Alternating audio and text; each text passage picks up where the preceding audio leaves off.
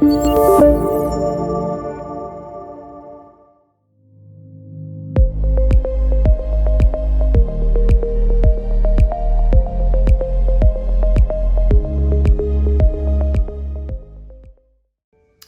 afternoon. I'm Congressman John Garamendi, and I'd have a very, very big shout out to the National Whistleblower Center. We count on you.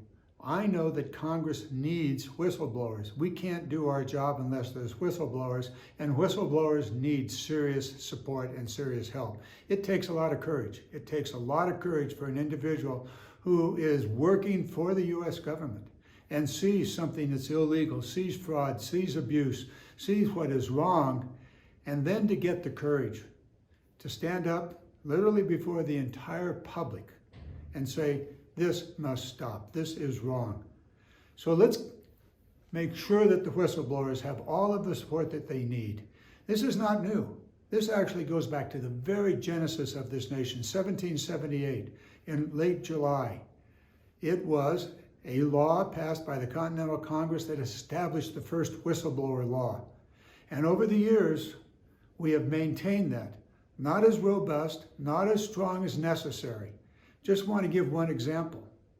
During the Ukraine issue and the impeachment, a colonel risked his entire career, his reputation, and indeed his very life. Colonel Vidman, he stood up, he blew the whistle on what he saw as a crime. Now the Congress didn't have the guts to follow up on that and impeach the president, but it was that fundamental willingness, one individual, that put a stop to a very serious incident in this nation.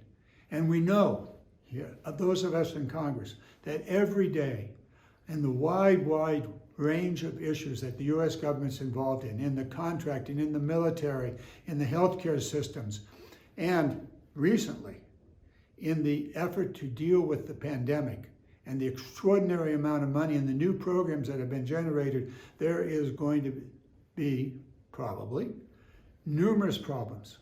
And we need the whistleblowers. In fact, we set up a committee, a special committee here in Congress to take information, to do the investigations. But those investigations are going to require men and women out there who see that something is wrong and are willing to report it. So let us all stand up and cheer and applaud and ask others to come forward, and simultaneously let those of us in Congress have the courage to pass the laws and the support necessary for whistleblowers to be able to sustain themselves through a very, very difficult process of putting a stop to the fraud, to the abuse, to the waste, or the crimes that we know are out there, but we cannot find by ourselves.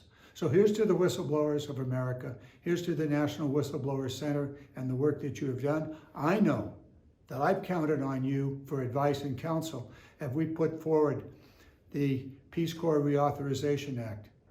Now there are probably 7,000 to 8,000 volunteers all around the world once it gets up and going again in multiple countries.